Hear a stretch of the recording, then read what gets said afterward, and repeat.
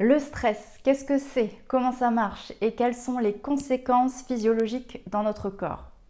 Hello à tous, j'espère que vous allez bien. Bienvenue sur ma chaîne YouTube. Pour ceux qui ne me connaissent pas encore, moi c'est Elodie et je suis étudiante en troisième année de formation à l'école Pranathéna, une école de naturopathie.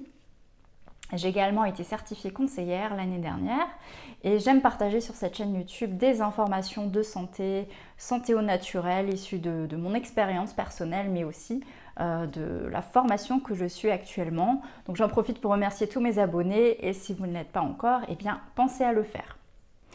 D'ailleurs, si vous souhaitez avoir davantage d'informations sur la santé, sur la naturopathie, eh bien j'ai créé une newsletter que j'envoie mensuellement à ma communauté et si vous avez envie de vous inscrire, je vous mettrai le lien en description. Alors globalement, on va retrouver deux types de stress. On a le stress aigu et le stress chronique. Alors, on va commencer par le stress aigu. C'est un stress qui va se manifester de manière très ponctuelle suite à un événement donné. Donc il va se manifester sur un instant T. Par exemple, je sors de chez moi, je claque la porte, je me rends compte que les clés sont restées à l'intérieur. Je vous raconte ça parce que ça m'est déjà arrivé. Et du coup, un gros moment de stress, gros moment de panique. Qu'est-ce que je fais? Quelles sont les solutions qui s'offrent à moi? Je vais peut-être être en retard au travail.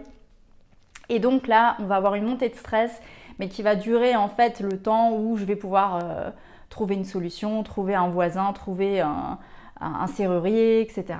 Donc à ce moment-là, le cerveau va ordonner à mes surrénales de déclencher l'hormone qu'on appelle l'adrénaline. Et c'est donc les surrénales, les glandes qui se trouvent au-dessus des reins qui vont la sécréter. À ce moment-là, mon système nerveux autonome sympathique, celui qui se met en action quand on est en alerte, en activité, en état de stress.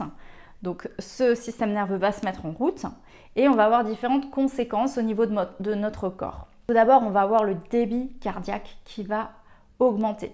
On va aussi avoir une vasoconstriction et donc une montée de la pression artérielle. Nos bronches vont se dilater pour pouvoir prendre plus d'air, avoir plus d'oxygène. On va avoir également une glycémie, donc c'est-à-dire le taux de sucre dans le sang qui va monter. Et on va voir dans les yeux une mydriase, c'est-à-dire que la pupille va être complètement dilatée, signe qu'on est sur notre système sympathique. Alors le corps, en fait, il va réagir comme ça pour nous mettre dans le meilleur état, l'état le plus approprié pour pouvoir réagir à la situation qui nous arrive. Donc souvent en cas de gros stress comme ça, c'est soit on fuit, soit on attaque. Et pour ça, on a besoin de ressources intérieures. Et c'est pour ça que le corps réagit comme ça. Donc on va dire que c'est tout à fait normal. Le deuxième type de stress, c'est le stress chronique. Alors lui, c'est le stress qui va durer sur le long terme. Et en fait, la tension ne va pas pouvoir redescendre. Alors quand est-ce qu'on vit une situation de stress chronique? Je vais vous donner quelques exemples parce que parfois on est en stress chronique mais on ne s'en rend pas compte. Alors ça peut être une situation inconfortable au travail par exemple. Vous vous entendez mal avec votre responsable, vous avez une mauvaise ambiance avec vos collègues. Ça peut être la charge de travail qui est tout simplement trop importante, vous n'arrivez pas à gérer les délais, vous avez l'impression d'en avoir trop, de courir après le temps, de courir après la montre. Ça peut aussi se manifester dans la sphère personnelle où vous avez des conflits familiaux, des conflits peut-être avec vos enfants, vos parents, vos frères, vos sœurs, avec des amis. Ça peut être un problème dans votre couple où vous n'arrivez pas à trouver d'issue, de solution à votre problème. Je pense notamment aussi à un stress chronique qu'on a tous vécu ces 2-3 dernières années avec le Covid. On a tous été confrontés à la peur de la maladie, la peur de la mort, peut-être même la peur des vaccins. Quelles que soient nos croyances, on a été baignés dans un stress collectif et un stress chronique et peut-être que même certains d'entre nous, on y est encore. Alors en cas de stress chronique, on va sécréter cette fois-ci du cortisol. C'est également les surrénales qui vont le sécréter. Et le cortisol va rester élevé dans notre sang et un petit peu trop longtemps. À ce moment-là, le problème, c'est qu'on va se diriger vers un burn-in. Et le burn-in, c'est un état d'épuisement psychique. Le burn-out, c'est souvent une étape qui va arriver plus tard. Alors, ça ne veut pas dire que ça arrive forcément après un burn-in, mais ça peut arriver si on ne prend pas les mesures nécessaires. Et le burn-out, lui, ça va être l'épuisement psychique, mais aussi physique émotionnel. En gros, il n'y a plus de jus dans la machine et les personnes qui ont déjà vécu un burn-out savent exactement de quoi je parle. Physiologiquement, qu'est-ce qui se passe quand on a trop de cortisol dans le sang? On va avoir à peu près les mêmes symptômes que je vous disais tout à l'heure. On va aussi avoir le débit cardiaque qui augmente, la vasoconstriction, la tension qui augmente. On va par contre avoir une inhibition de la croissance osseuse.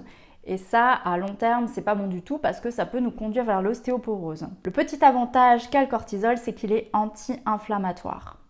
Mais il va par contre supprimer l'immunité, il va créer de la perte musculaire et une dette de sommeil, puisqu'en général, quand on passe une journée à être stressé, c'est rare que le sommeil soit bon, qu'il soit récupérateur, qu'il soit de qualité. Autre fait, c'est que un taux de cortisol élevé va aussi enclencher un taux de glycémie élevé. Donc la glycémie, c'est le taux de sucre qui circule dans le sang. Et si la glycémie est élevée, on va avoir une sécrétion d'insuline par le pancréas. Et l'insuline, son job, c'est de faire rentrer ce fameux glucose dans les cellules pour qu'on puisse l'utiliser, pour qu'on puisse créer de l'énergie. Le problème, c'est que cette hausse de glycémie et d'insuline va perturber les hormones de faim et de satiété et va également nous faire stocker des graisses. À terme, une insuline élevée va nous mener vers l'insulino-résistance. Vous avez peut-être déjà entendu ce terme. C'est-à-dire que les capteurs des cellules qui sont insulino-dépendantes vont de moins en moins être sensibles à l'insuline, vont de moins en moins la capter. Le sucre va avoir du mal à rentrer dans les cellules, du coup le pancréas va sécréter toujours plus d'insuline et on va avoir une sorte de cercle vicieux qui à terme va mener à un terrain prédiabétique. Et vous ne le savez peut-être pas, mais le diabète, c'est pas une maladie qui se déclenche du jour au lendemain. C'est quelque chose qui a été créé sur un terrain. Ça a été entretenu pendant 10 à 15 ans. Vous n'avez aucun symptôme et puis un jour, on va vous diagnostiquer diabétique. Et là, les conséquences sont assez lourdes et votre vie forcément va changer. Alors en naturopathie, heureusement, nous avons une panoplie de choses qui peuvent nous aider à gérer le stress, que ce soit à travers la respiration, les plantes, l'activité physique. Il y a beaucoup de choses, mais en tous les cas, le stress, c'est quelque chose qu'on ne va pas pouvoir vraiment enlever de notre vie. Vous voyez bien que les stress aigus sont des choses qui sont naturelles, qui sont physiologiques. Le corps sait bien y répondre, c'est vraiment un point d'attention à mettre sur le stress chronique, c'est-à-dire quand vous sentez qu'en fait vous n'arrivez pas à descendre en pression. Alors les événements qui se passent dans le monde extérieur, on ne va malheureusement jamais pouvoir les contrôler. Donc il va toujours y avoir des situations inconfortables, il va toujours y avoir des choses qui ne nous plaisent pas ou des moments où on va être vraiment en difficulté. Mais moi ce que je vous encourage à faire, c'est de travailler votre résistance, c'est-à-dire de travailler votre terrain. Et quand on crée cette résistance, en fait, quand l'événement stressant arrive de l'extérieur, vous allez être beaucoup plus fort, beaucoup plus armé à résister et vous allez tout simplement mieux le vivre. D'ailleurs, dans une autre vidéo que j'ai tournée récemment, je vous donne un élément clé sur le stress, sur aussi quand on vit des palpitations, de l'insomnie, de l'anxiété. Il y a quelque chose de très important à savoir, donc je vous encourage à aller visualiser cette vidéo. Et si vous souhaitez en savoir plus sur comment gérer le stress, dites-le moi en commentaire et puis je pourrais vous faire une vidéo sur ce sujet également. En tous les cas, actuellement, c'est l'été, vous avez certainement des vacances, donc moi je vous souhaite vraiment de profiter, de vous relaxer, de trouver des moyens de relaxer votre corps, d'aller dans la nature, de profiter de l'eau. Si vous pouvez aller à la mer, c'est super, mais on peut aussi aller dans des lacs, aller se baigner dans des rivières, il y a plein de choses à faire, mais vraiment se reconnecter à la nature, reconnectez-vous à des choses qui vous font du bien, qui vous font plaisir. Et d'ici ma prochaine vidéo, je vous dis de bien vous porter. Ciao!